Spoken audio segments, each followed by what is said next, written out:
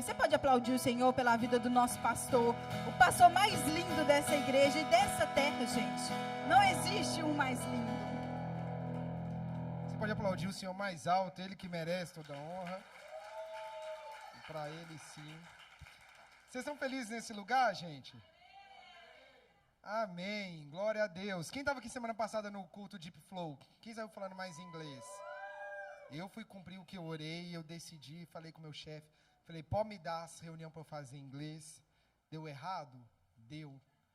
Mas confiança é tudo. É tudo. E não bastou isso, um dia um cliente brotou na porta do trabalho, eu quase morri do coração, estava morrendo de fome, quase morri, não sei do que primeiro, mas eu falei, já que eu tenho que fazer a reunião, Deus deu a ocasião perfeita, tá vendo que Deus faz os negócios perfeitos? E a gente começou esse mês, já tivemos semana passada, e hoje nós vamos iniciar mais uma sequência, 2 meses falando sobre um tema, e vocês viram aqui, não devem ter entendido nada, nós vamos falar nos próximos 2 meses sobre o que é essa palavra unbroken. Vamos praticar o inglês? Vamos praticar? Unbroken, umbruquem. E eu não sei se você sabe, quem sabe o que significa unbroken? Cadê a galera do English aí que sabe o que é unbroken? Levanta a mão com orgulho, gente, você já é a minoria. Parabéns para você que estudou quando seu pai mandou, quando sua mãe mandou estudar. Unbroken seria inquebrável. Quem aqui quer se tornar essa pessoa que é inquebrável, que pode vir a pancada que for, você não se quebra de jeito nenhum? A gente estava discutindo ontem, gente, com todo respeito, eu não sei nem se eu podia falar isso, mas a gente estava discutindo ontem como que pessoas que... O povo estava contando uns casos, assim, que aconteceu em Portugal e no Brasil, de escalar o prédio para roubar. O apartamento no 8º andar, o outro no 4º, o outro no 10º. E a gente estava falando que como é que uma pessoa dessa assalta, cai, quebra, não morre, e alguém tropeça, cai e morre. Vocês já viram isso? Faz sentido? Aí eu só entendo, eu ia falar besteira, eu só lembro do ditado que dizia que vaso ruim não quebra. Só lembrava disso, todo pai já falou que vaso ruim não quebra. Tô brincando, você é vaso de honra e vai ser inquebrável. Você crê nisso? Só que a gente nasce com um dilema. E eu queria conversar um pouquinho com vocês hoje sobre esse tema, porque quando a gente for olhar essa palavra, tanto no inglês, quanto no grego, quanto no hebraico, a mesma palavra a gente tem 2 definições diferentes. E aí nasce um problema. Que se você não entender bem o que é unbroken, você vai ser inquebrável no lugar errado. E onde você deveria ser firme, você vai ser frágil. E onde você deveria ser totalmente vulnerável, você vai se tornar muito rígido. E a gente tem que então ter discernimento. A palavra unbroken ou inquebrável é a mesma palavra que quer dizer quebrantado. E quem já tem vida com Deus, quem costuma vir à igreja, deve ter ouvido pelo menos uma vez alguém falando para você que se quebrantar, ter o coração quebrantado, já deve ter cantado alguma música com a palavra quebrantado. E se você for olhar, eu até anotei aqui, se você for olhar na palavra no hebraico, é a mesma definição. Eu vou citar para você ter ideia alguns versículos para você entender como que é literalmente a mesma palavra. E aí, se a gente não entender isso, a gente nasce com um grande problema, que nós vamos começar a orar aqui, falando sobre quebrantado, sobre inquebrável, e você se torna inquebrável onde não deve. A primeira palavra, por exemplo, no hebraico, vai ser shavu, que significa, é uma forma passiva, que quer dizer, alguém que foi quebrado ou despedaçado. Você quer ser uma pessoa despedaçada? Mas quebrantado é isso. E vai ser... Lembra que a garganta continua ruim. Sim, se você quiser orar por mim, para tentar entender de onde que essa tosse vem e não vai, já estou tomando não sei quantos mil remédios, mas orem. A palavra shavur, que quer dizer despedaçado, vai ser citada em Salmos 34:18, que quer dizer, perto está o Senhor dos que têm coração quebrantado. Traduzindo, perto está o Senhor de quem tem o coração despedaçado. Outra palavra, nishbar, vai significar alguém que foi literalmente quebrado, partido no meio. Também carrega o sentido de ser humilhado ou rendido. Outra palavra vai ser daka, que significa esmagado, triturado, abatido, muito usada com o sentido de humilhação extrema ou humildade profunda? Alguém gosta de ser humilhado? Vocês gostam de ser humilhado, gente? Todo mundo já deve ter tido uma experiência na escola que você foi fazer uma pergunta idiota e a professora te humilhou na frente de todo mundo. Alguém tem um caso desse, assim, um só? Gente, eu lembro de um dia que a minha professora me xingou que meu óculos quebrou, tinha acabado de começar o óculos, e eu decidi sentar em um outro lugar para eu enxergar, para escrever, e ela fez questão de me xingar na frente de todo mundo, porque eu não tinha o direito de mudar de lugar para estudar. Faz sentido isso? Aí depois cresce tímido, não sabe por quê. É a vida forjando, todo mundo sendo humilhado. Mas essa mesma palavra que pode ter uma definição ruim, é a mesma palavra que é usada para quebrantamento, e quebrantamento é esse ato de você pegar o seu coração e despedaçar diante de Deus. Então a gente já tem aqui um grande desafio. Quando é que eu tenho que ser quebrantado e quando é que eu tenho que ser inquebrável? Concorda comigo? Que se você confundir, você é quebrantado na hora errada e é inquebrável na hora errada também? Na hora que é para você ser firme, rijo, você está todo fragilizado. E eu entendo, gente, como quem passou por depressão e trata com terapia essas loucuras todas, eu entendo que tem as particularidades, mas pensando num público geral, tá? Que senão sai a notícia, pastor de jovens acusa que depressão e fragilidade é só ser firme. Aí fala essa besteira lá e estampa minha cara de doido na capa. Gente, se você for falar mentira de mim, pelo menos fala um negócio interessante. Raiva que dá do povo que tira os negócios de contexto. Então, eu queria ver com você algumas coisas que nós temos que discernir na Bíblia. Quando eu comecei a orar por esse tema, foi logo a primeira coisa que Deus colocou no meu coração, que era sobre isso, porque senão nós vamos partir daqui já todo errado. E eu quero que vocês percebam comigo, então, já que tem hora para ser firme e hora para ser quebrantado, a gente tem que tentar entender quando é para ser cada tipo de pessoa. Concorda comigo? Concorda comigo, gente?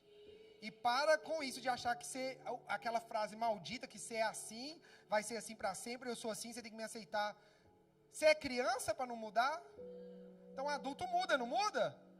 Gente, eu dou exemplo do meu pai converteu com 60 e poucos anos e dá um baile de mudança de vida. Então não tem idade para bastante, já não tem idade para mudar. E enquanto eu pensava nisso também, eu comecei a refletir algo que a Priscila fala muito, ela que abriu muito essa minha mente sobre o campo da emoção, da mente. Quem concorda comigo que as experiências moldam a vida? Quem concorda de verdade, gente? Assume que concorda. Obrigado. E quantos de vocês, incluindo eu, me coloco nesse grupo, por ter sofrido algo, tomam uma atitude radical para não sofrer de novo? Alguém já passou por isso? Alguém já foi traído, seja literalmente como um casal ou como uma amizade, relacionamento, o que for, e decide não ser mais amigo ou muda o jeito que você se relacionava? Alguém já passou por isso? Quem já falou, eu nunca mais vou fazer isso para aquela pessoa de novo? Quem já disse isso? Vocês concordam comigo então que as atitudes estão moldando a nossa vida? E você reparou que eu dei sempre exemplos de coisa que se tornou inquebrável? Você se quebrou uma vez e disse que para não se quebrar de novo, você ia ser diferente. Concorda comigo? Só que desses exemplos que eu te dei, será que todos eles era para você ter se portado assim? Gente, eu tenho um chefe muito bacana. O povo fica me zoando que eu fui para os Açores lá e pediram um calção milagroso e meu chefe prontamente, toma, Rafael. Sim, o povo ficou me zoando lá. Eu não, graças de Deus, sobre a minha vida. Mas o fato é que um dia eu estava conversando com ele sobre isso, sabe? Sobre situações da vida que a gente sofre e como é que a gente reage a partir daquele momento.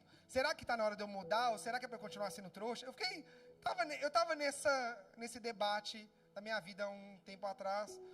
E aí ele começou a falar comigo uma coisa muito interessante, coisas óbvias que tem que ser dita, que é, por uma pessoa ter feito algo mal com você, você tem que se tornar ruim por isso? Por você ter sofrido, será que então você prefere não sofrer mais e perder todos os benefícios só para não sofrer de novo? Cadê os casados aqui nessa noite? Cadê os casados? Vamos fazer uma enquete? Quem tem mais de um ano de casa? Quem tem menos de um ano? Só para saber a galera do menos de um ano. Tudo sofrendo, tô brincando. O meu primeiro ano, eu sobrevivi pela misericórdia do Senhor. Alguém teve um primeiro ano de casado e você fala, se eu sobreviver ao primeiro ano, eu sobrevivo ao apocalipse? Alguém passou por isso? Só para sentir que não fui só eu. Porque eu falei que se eu sobreviver ao primeiro ano de casado, eu sobreviveria a uma guerra. Porque eu vivi uma guerra. Eu caçava a guerra. Eu era a guerra. Eu era a guerra. Enfim. Quem aqui, vamos fazer uma enquete? Quem aqui já se irritou muito uma vez no casamento? Levanta a mão. Calma, gente. Quem irritou uma vez, não se orissem. Levanta a mão sem vergonha. Tô aqui. Quem já se irritou 2 vezes? Quem se irritou mais de 10 vezes? Quem se irritou pelo menos umas 3 vezes por mês? Levanta a mão. Quem só tá irritado todo dia no casamento? Só pensa. Vou abaixar. Tudo mulher que levantou a mão assim agora, esse último, tá vendo? Essa cara. Quem se irrita toda hora assim, só pra... Gente, tem curso de casais, tá? Tem curso. Eu fiquei sabendo que cai de uma briga todo dia pra uma briga por mês. Já foi um lucro de 29 dias de paz. Cara, eu aconselho. Eu tive que fazer 2 vezes pra dar certo. Mas deu certo. Deu certo. Na segunda foi. Sabe assim? Às vezes você toma bomba na vida e você tem que fazer a escola de novo. É a vida. E eu te dei esse exemplo todo porque vocês levantaram a mão e continua casado, não continua? Aí eu te pergunto, se você na primeira briga decidisse que não ia mais ficar casado e não ia se relacionar mais, na balança do casamento, a briga é o mais importante ou o relacionamento é mais importante? Tem mais ganhos ou perdas? Mas você reparou que a gente tem um hábito de olhar para a perda e se tornar inquebrável por causa da perda? E de repente você se torna aquilo que você não queria porque algo te quebrou. E por ter sido quebrado, você quer, ao invés de Deus te restaurar, você cola os cacos e cria um muro em volta do vaso para que ele não se quebre? Alguém já fez isso pelo menos uma vez na vida para eu saber que eu não estou sozinho? Então vamos para a Bíblia, vamos? Eu vou ler com você 3 exemplos de pessoas que se endureceram por alguma situação da vida, para você ver se você se identifica nessa noite, ok? E o primeiro deles é o rei Saul, e vai estar comigo, você vai ler comigo na Bíblia, cadê aqui que eu pulei, pera aí gente, só porque está um jeito muito difícil de ler aqui, só um segundinho, deixa eu abrir num outro lugar aqui, tem hora que a tecnologia não é muito a nosso favor, né? Pode demorar, celular, não estou com pressa. Pode demorar. 1 Samuel 15, 22.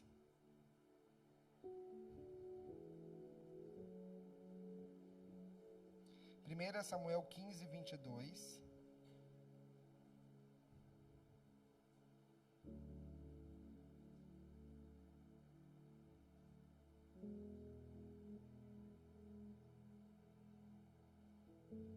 Diz assim, vamos voltar um pouquinho antes, para você entender toda a história. E aí você vai voltar a partir do versículo 16.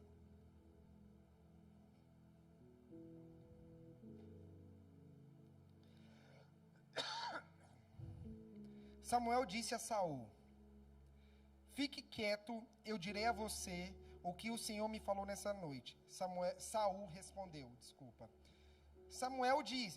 Saul respondeu, diz-me. Então Samuel disse, embora pequeno aos seus próprios olhos, você não se tornou líder das tribos de Israel? O Senhor o ungiu como rei sobre Israel e o enviou em uma missão ordenando, vá e separe para a destruição aquele povo pecador, os amalequitas. Guerreie contra eles até que os tenha eliminado. Por que você não obedeceu ao Senhor? Por que se lançou sobre os despojos e fez o que era mal aos olhos do Senhor? Saul disse, eu porém obedeci ao Senhor, cumpri a missão que o Senhor me designou, trouxe Agag, o rei dos amalequitas, mas separei os amalequitas para a destruição. Os soldados tomaram as ovelhas e e bois do despojo, o melhor do que estava consagrado a Deus para destruição, a fim de o sacrificarem ao Senhor, o seu Deus, em Gilgal. Samuel, porém, respondeu: acaso o Senhor tem tanto prazer em holocaustos e em sacrifícios, quanto em que se obedeça a sua palavra? A obediência é melhor que o sacrifício, e a submissão é melhor do que a gordura dos carneiros. Pois a rebeldia é como o pecado da adivinhação, e a arrogância é como o mal da idolatria. Como você rejeitou a palavra do Senhor, assim ele o rejeitou como rei. Primeiro exemplo é o rei Saul, que tinha uma ordem clara. Era para pegar os amalequitas, era para destruir tudo, não era para ficar com nada. O que ele fez? Poupou Agag como uma estratégia de combate, e ele vai dizer que a culpa não foi dele, foi os soldados dele que pegou o dinheiro. Um pouco antes, que eu não li com você, que Samuel, Deus fala com Samuel era o profeta, vai lá, e ele chega e ouve o barulhão da festa rolando. Fez uma festona. Então, afinal, Saul não ficou sem saber. E aí ele vai dizer: a sua arrogância é como idolatria. E primeira coisa que eu quero falar com você é quantas vezes a nossa arrogância nos torna inquebrável à vontade de Deus. Ou inquebrantável. Quantas vezes a palavra do Senhor vem sobre nós como um confronto, como uma coisa difícil de ser obedecida. E a nossa arrogância nos impede de obedecer. E pior, a gente barganha, porque Saul ainda vai ser convicto dizendo: eu obedeci o Senhor. Ele vai dizer: eu obedeci. O que eu fiz foi só dar um jeitinho na vontade de Deus. Eu não sei se você já passou por isso, mas tem vezes que Deus está nos chamando para um lugar de renúncia, um lugar do tudo ou nada, um lugar de muita dor. E ou você tem um coração que está disposto a abrir mão de tudo, ou não adianta você querer abrir mão de meia coisa. Porque o que custou para Saul foi ele ter perdido o posto de rei. Deus rejeita como rei, ou seja, Deus fala: a partir de hoje eu já não quero ele como rei. E Deus vai preparar Davi para assumir o reinado. Cuidado para você deixar de ser quebrantado pela sua arrogância. E eu me coloco no mesmo lugar, tá bem? Não estou te acusando não, até porque essa palavra foi muito dolorosa para mim. E é muito difícil que todos nós vamos ter esses dias que a arrogância vai bater e nós vamos achar que a vontade de Deus não precisa ser feita do jeito que Ele mandou, que pode ser feita de um jeitinho diferente. Segundo personagem da Bíblia que nós vamos ver juntos é Caim. E vamos abrir lá no livro de Gênesis, capítulo 4, versículo 1.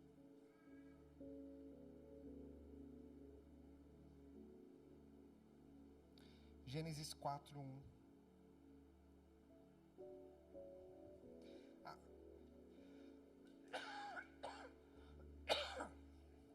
Adão teve relações sexuais com Eva, a sua mulher.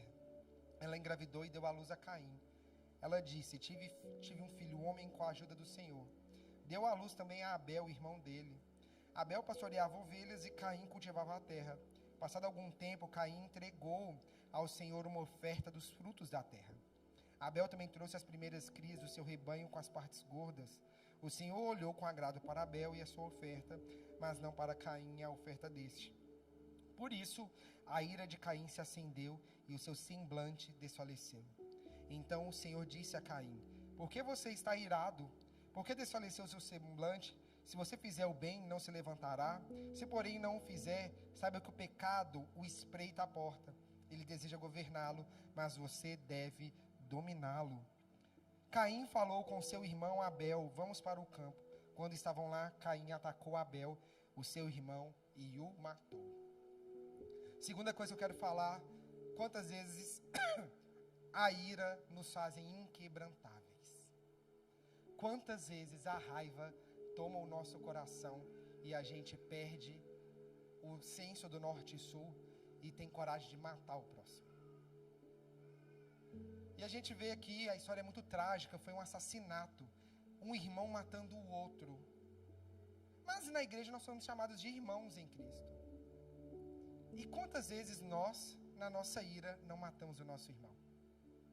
Ao invés de ter um espírito quebrantado, um coração que se humilha, Um coração que uma das definições que nós lemos é um coração humilde, que ao invés de dar lugar à ira, Deus alertou Caim. Falando, Caim, se você fizer o que é certo, tá tudo bem, vai ser aceito. Cuidado, a ira vai vir, mas cabe você dominar. Deus falou com ele, domina. E ao invés disso, ele foi dominado pela ira e não pensou 2 vezes antes de matar o irmão. E aí eu te pergunto, quantas vezes você, assim como eu, já não feriu alguém com as suas palavras pela ira? Estava essa semana dando carona pro LAC, a gente voltando aqui da igreja, e eu estava conversando com o Lucas falando, o menino que sofreu na minha mão. E muita gente sofreu na minha mão, para ser muito sincero. Já errei demais, já fui grosso demais, cavalo, estúpido. Bom que Deus traz mudança, tá, gente? Mas eu te pergunto, eu reflito muito isso. Não dá para apagar isso da história. Por mais que eu queira apagar da minha mente, as pessoas vão lembrar, elas sofreram. E eu te pergunto, quantas vezes você matou alguém por estar nervoso? Quantas vezes, Tiago vai dizer do poder da língua, e quantas vezes você com a sua língua feriu o seu irmão, incendiou ele. Fala que é a fagulha que é suficiente para botar fogo. Se você quer ser uma pessoa inquebrável, não se torne inquebrantável diante da ira. Na verdade, diante do poder de Deus. Deixa que o poder de Deus quebre o seu coração e transforme e te ensine a todo dia a ser humilde. Antes de olhar para o seu irmão e querer atacá-lo, deixa que o Senhor traga quebrantamento no seu coração, para que você não ceda à ira e olhe para aquele irmão com o amor que Jesus derramou. Porque aquele irmão é alvo do amor de Deus. Cuidado, você não está matando qualquer coisa. Você está matando uma propriedade de Jesus. Você tem noção da seriedade que isso é? Por isso que a gente tem que tomar muito cuidado com o orgulho. E eu, mais uma vez, falo que essa palavra é difícil para mim. Que quantas vezes a gente julga, a galera que é acelerada, proativa, é tudo, a maioria passa pela arrogância, né? Não pode ser proativo sem ser arrogante. Ou negócio, ou demônio que quer vir. E a gente começa a julgar que o outro é lento, que o outro é devagar, que o outro é retardado, que o outro é aquilo. Eu estou falando do povo de Deus. Você tem noção de como que isso é grave? Respira, não sei o que nós vamos fazer, mas cala a boca, guarda. Não se torne inquebrantável para algo que Deus quer quebrar o seu coração. Se Deus quer quebrar o nosso coração, por que que eu vou me permanecer rígido, mesmo Deus me alertando, ainda eu vou lá e mato? Você está entendendo como é que isso é sério? Você pode ser inquebrável diante da guerra, mas não se torne inquebrantável do que Deus quer fazer na sua vida. Terceira história, gravíssima também. Vamos falar de Noemi. Ruth 1, versículo 20. Porém ela lhes disse, não me chamem de Noemi, mas de Mara, porque o Todo-Poderoso me deu muita amargura. Quando saí daqui, eu era plena, mas o Senhor me fez voltar vazia. Por que então querem me chamar de Noemi, se o Senhor deu testemunho contra mim e o Todo-Poderoso me afligiu? Mara perde o filho, os 2 filhos e o marido. E ela decide voltar para a terra dela. E uma das noras decide ir embora e a outra decide segui-la. E quando ela volta para a terra dela, o povo fala, olha, essa não era a Noemi que perdeu o marido e os filhos? E ela se rotula, o meu nome a partir de hoje é amarga. Mara significa amarga. E aí eu te pergunto, quantas vezes nós também não nos vestimos de amargura e nos tornamos amargos para a vida? E vamos combinar, ela não perdeu um carro, que já seria um negócio muito difícil. Ela não perdeu um dinheiro. Ela perdeu o marido e os 2 filhos. Ela tinha uma responsabilidade de prover um novo marido para as noras. Ela falou, eu não vou conseguir, não dá tempo de eu engravidar e o menino crescer a ponto de você casar. Ela se sente assim, perdi tudo que eu tinha e fracassei na minha missão. E ela chega, e é tão complicada a amargura, que a amargura faz a gente distorcer até o que é Deus e o que não é. Ela decide, no fim das contas, culpar a Deus. A gente se torna amargo e a gente não consegue perceber o que Deus está fazendo. E aí, de repente, Deus é o vilão da história. Esse mesmo Deus que era o vilão da história na cabeça dela, foi o mesmo Deus que vai nos ensinar uma das histórias mais lindas da Bíblia, que é sobre o resgate. Que é quando um homem compra o resgate. Ou seja, ele fala, você mulher, que a partir de agora é para ser considerada uma impura, eu estou te resgatando, falando, você é minha agora. E é um ato, um simbolismo de como Jesus resgata a igreja dele. A mesma mulher amarga, foi a mesma mulher que viu Ruth carregando, e ela falando, eu vou ter até alegria, e ele é o avô de Davi. A história da linhagem de Jesus vai acontecer por meio da história daquela mulher que falou, Deus me odeia. A mesma amarga foi a mesma protagonista da linhagem de Davi. Você tem noção da grandeza disso? Calma, sua vida está dando errado, mas espera. Não se torne amargo, se quebrante, a dor vai vir, mas calma. A dor tem um propósito. Você crê nisso comigo? Você crê de verdade? Vamos lá ler a Bíblia então. Vamos para 2 Coríntios 4.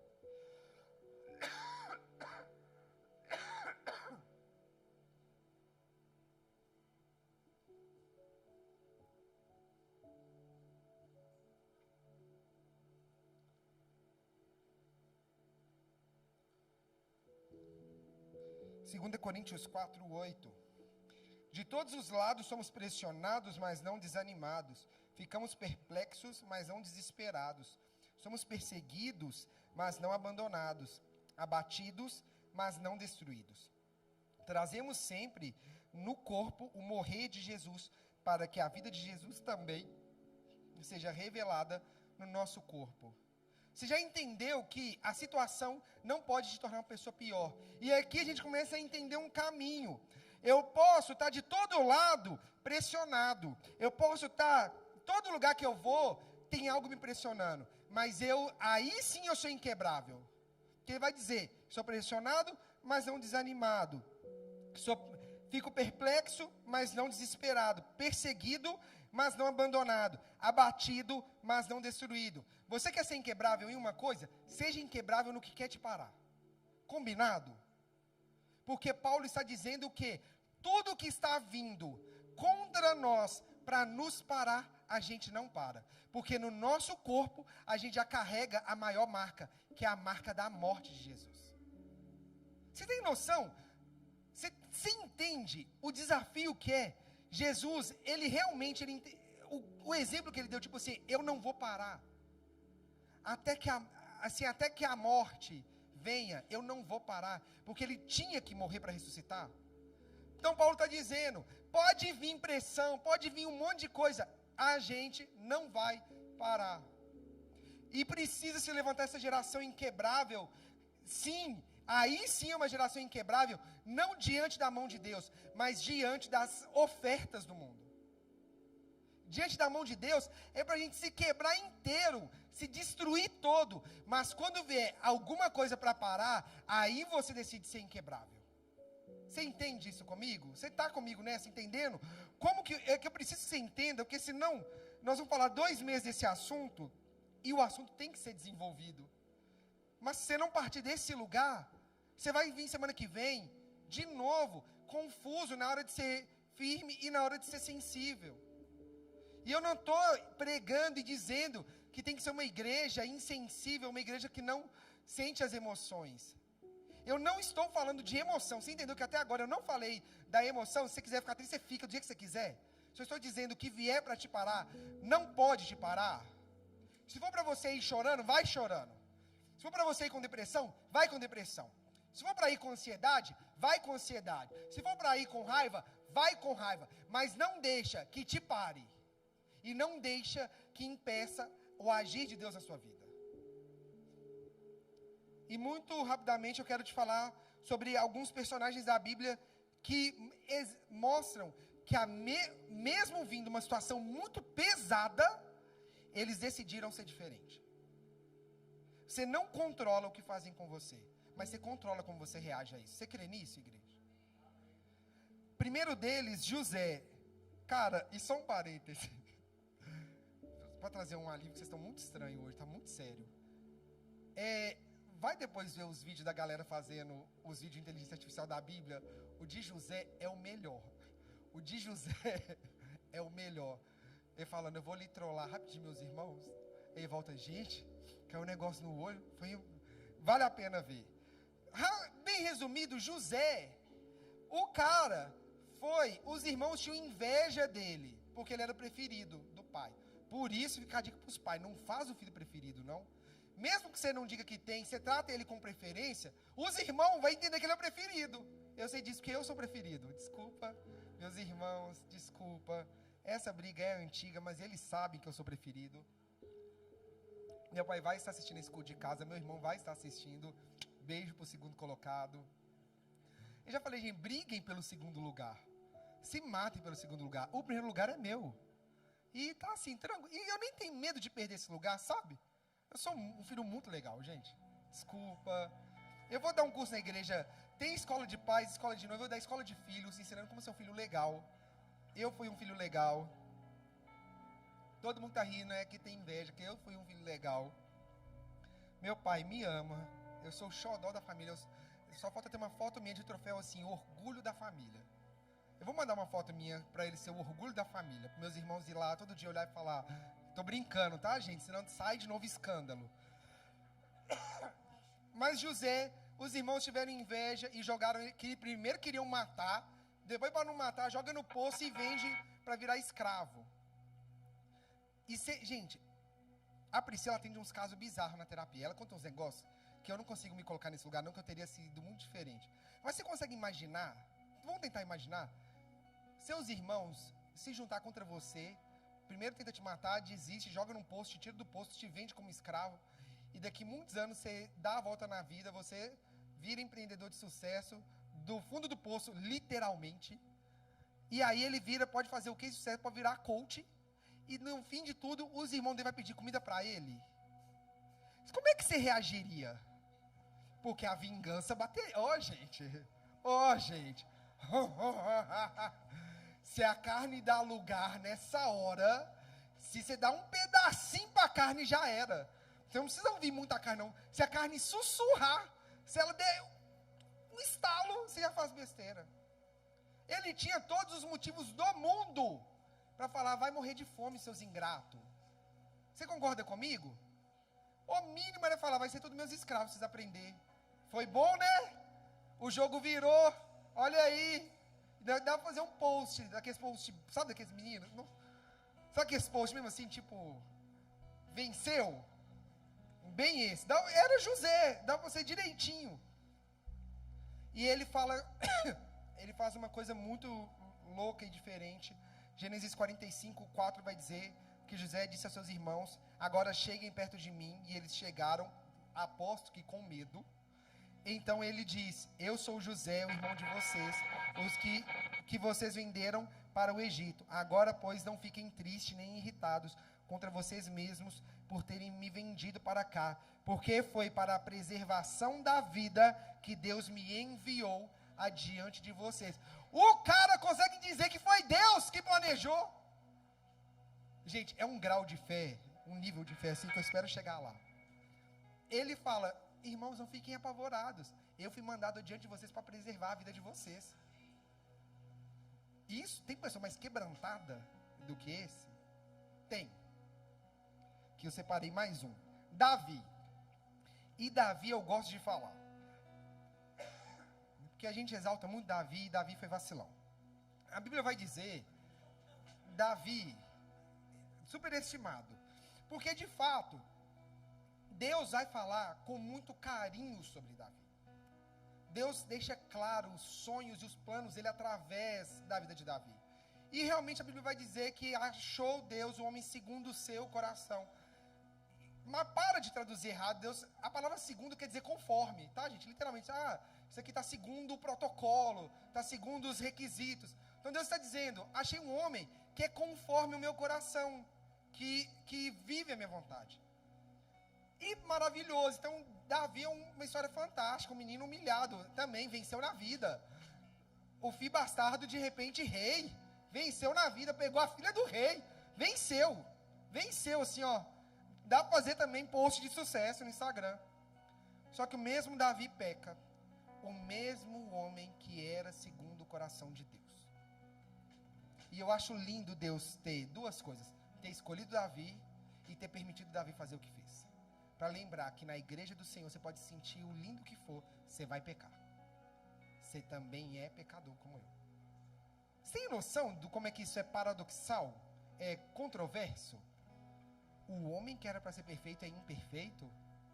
O homem que era o bambambam, ele é imperfeito? Ele foi ver a mulher tomando banho e ficou doido com ela. Mas isso aqui me ensina muito que o seu erro não pode definir o fim da sua história. O seu erro não pode te deixar inquebrável. O seu erro não pode te deixar rígido a ponto de você achar que não tem perdão para você. A graça de Deus é também para você. E ele vai orar em Salmos 51, a partir do versículo 1, ele vai dizer: compadece-te de mim, ó Deus, segundo a sua bondade e segundo a multidão das suas misericórdias, apaga de mim, apaga as minhas transgressões. Lava-me completamente da minha iniquidade e purifica-me do meu pecado.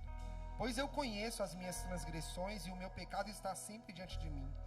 Pequei contra ti somente e fiz o que é mal aos seus olhos, de maneira que serás tido por justo no teu falar e puro no teu julgar. Eu nasci na iniquidade e em pecado me concebeu minha mãe.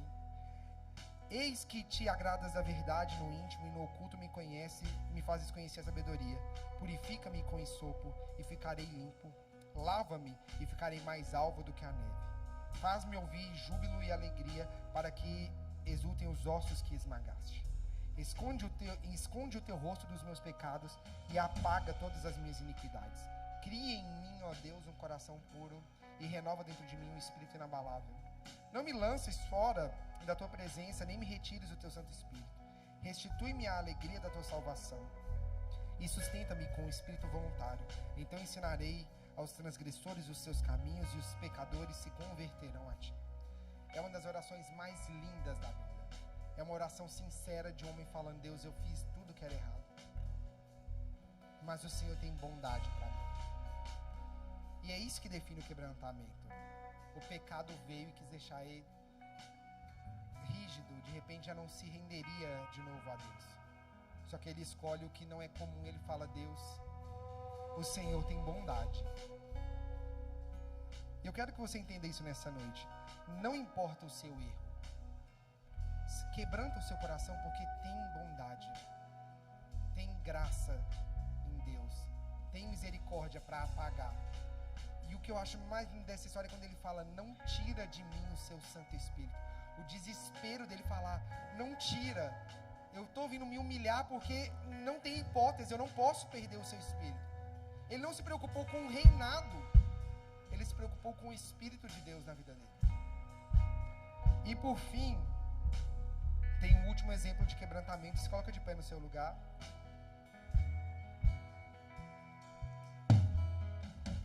Que para mim esse é o maior exemplo de quebrantamento. Quebrantamento é humilhação. E Jesus vai dizer isso lá em Mateus 26, 38. Jesus disse aos seus discípulos: a minha alma está profundamente triste até a morte. Fiquem aqui e vigiem comigo. E adiantando-se um pouco, prostrou-se sobre o seu rosto, orando e dizendo: meu Pai, se é possível, que passe de mim esse cálice. Contudo, não seja como eu quero, e sim como tu queres. Jesus estava triste. Está vendo que a emoção vai vir? E Jesus vai procurar os discípulos dele, que ele fala algum tempo antes, falando: vocês já não são meus discípulos, são meus amigos. Ele vai para os amigos dele falando: gente, eu não estou bem, eu estou muito triste. Vocês podem ficar aqui e vigiar comigo? Pensa na palavra vigiar. Jesus está dizendo assim: olha, não estou bem, vou fazer uma coisa muito difícil que eu não quero fazer, vigia comigo para que eu não desista. Jesus era homem, lembre-se disso. A Bíblia vai dizer no livro de Lucas que ele suou sangue. Suar sangue é uma das coisas mais raras da medicina, porque é quando a tensão muscular é tão grande que arrebenta os vasos sanguíneos, os mais fininhos, e mistura com o suor. Você imagina a dor e a tensão que ele estava vivendo? E ele faz uma coisa que é completamente maravilhosa, que ele fala que ele já ajuda dos amigos e vai para o lugar dele para orar, e ele se ajoelha e ele fala: Deus, pensa naquele momento de tristeza e fala: Deus, tira de mim esse cálice, ou seja, tira de mim isso que o Senhor vai fazer. E ele poderia ter parado a oração aqui, que ele tinha poder para fazer isso. Ele poderia ter feito tudo com o poder da palavra, mas ele termina a frase dizendo: acima de tudo, que seja feita a sua vontade. Você entende esse ato de se humilhar? Como que é poderoso ele pegar a dor dele e falar: Jesus, eu estou te contando a verdade. Pai, eu estou te contando a verdade. Mas no fim o selo, o carimbo é: faça a sua vontade. Eu não quero ser quebrado. Eu não quero ser humilhado. Mas se for preciso, pode me humilhar. Eu não quero, Deus, ter que sofrer de novo. Mas se o Senhor quiser me fazer sofrer de novo, pode me fazer sofrer de novo. Você entende isso? Você vai estar, a partir de hoje, com o entendimento que a vida vai ter uma bifurcação diante de cada pressão. Ou a pressão te aproxima de Deus ou te afasta. Ou a dor te aproxima ou te afasta. E não entenda errado. Te afastar de Deus não é te tirar da igreja. Pode ser. Mas basta que você passe a vir aqui com o coração duro que já te afastou. Basta que você se torne amargo que já te afastou. Basta que você se ire que já vai te afastar. Pega a dor e usa ela como combustível e vai para os pés de Jesus. E deixa que lá Ele te ajude a passar. Porque o que nós lemos é que Paulo fala que ele sofreu de tudo. Não houve nenhuma facilitação. Mas ele fala que tudo que vinha, ele não parava. E fala que isso era porque ele carregava no corpo morrer de Jesus. Deixa que isso tudo reflita a vida de Jesus em você. Você crê nisso, igreja? Então fecha os seus olhos, vamos orar nessa noite. Senhor, nós temos muito para viver com o Senhor ainda. Deus, a verdade é que é muito complexo entender a hora de ser firme e a hora de ser quebrantado. Mas a nossa esperança é que o Espírito Santo é o nosso guia que vai nos ensinar nessas horas. Por isso a nossa oração é nessa noite: não deixe que as circunstâncias nos tornem amargos. Deus, não deixe que as circunstâncias da vida faça nós nos tornarmos pior. Deus, não deixe que o que nós vivermos nos distancie do Senhor. Que tudo seja como um combustível.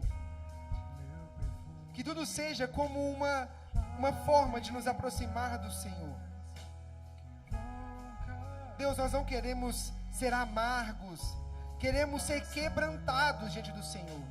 Nós queremos ser inquebráveis em uma coisa: em tudo aquilo que vier para nos afastar do Senhor. As tentações, os pensamentos errados, tudo que for de ideia, tudo que vier para trazer confusão, tudo que vier como uma oferta para nós desistirmos, aí sim nós somos inquebráveis. Se vier uma pressão para nos quebrar e falar que é o nosso fim, nós não vamos parar, porque não é o nosso fim.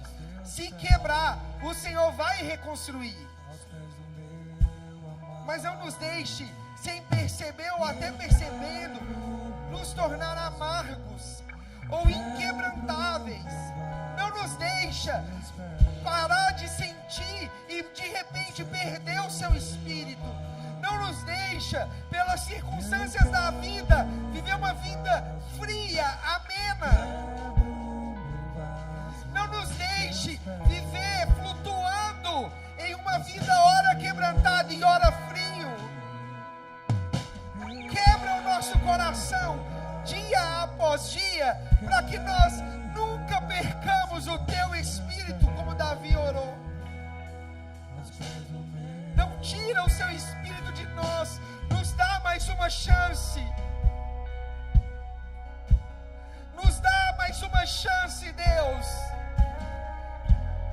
que nós sejamos continuamente sensíveis ao seu Espírito, sensíveis à voz do Senhor.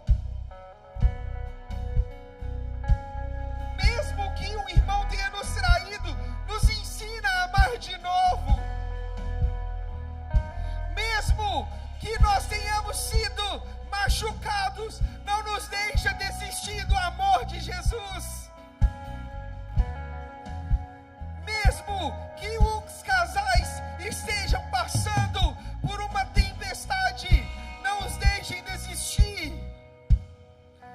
Não podemos ser definidos pelas pressões. Deus não nos deixa nos tornar rígidos aonde deveríamos ser flexíveis. Não nos deixa desistir da igreja do Senhor, porque irmãos pecam. Não nos deixa desistir de confiar, porque um dia a confiança foi quebrada. Não nos deixa desistir de amar, mesmo que um dia o amor não tenha sido correspondido.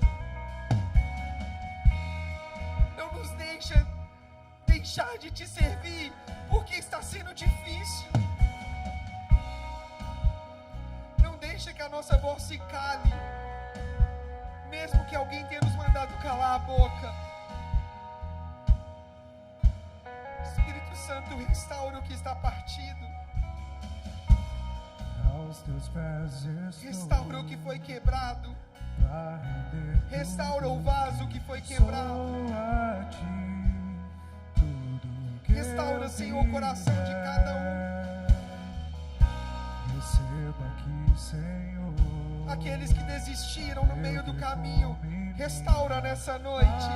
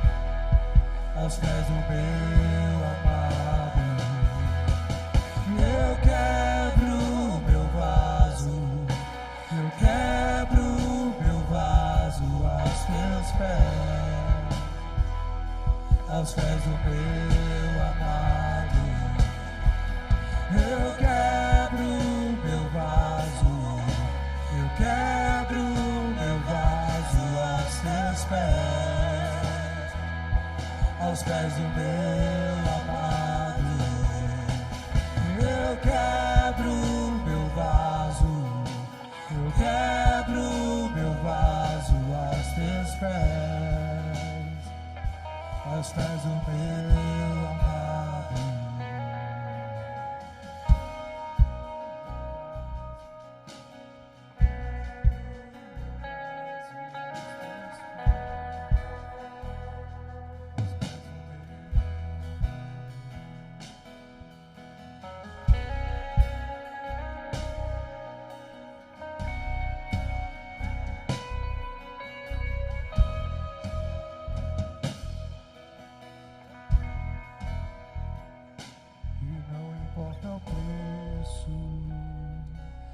Perfume derramado, a tua presença vale mais, tua presença vale mais, e não importa o preço do perfume derramado, a tua presença vale mais, a tua presença vale mais, e não importa o preço do perfume derramado, a tua presença vale mais, a tua presença vale mais, e não importa o preço do perfume derramado, a tua presença presença vale mais. A tua presença vale mais. Não importa o preço, o perfume derramado. A tua presença vale mais. Tua presença vale mais. E não importa o preço do perfume derramado. A tua presença vale mais. Tua presença vale mais.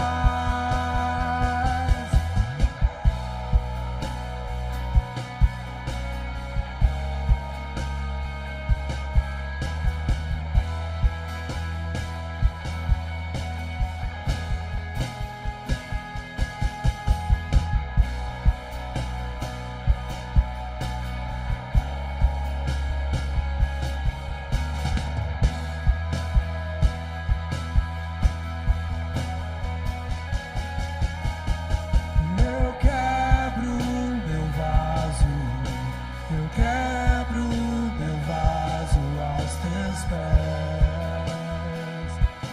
pés do meu amado. Eu quebro meu vaso, eu quebro meu vaso aos teus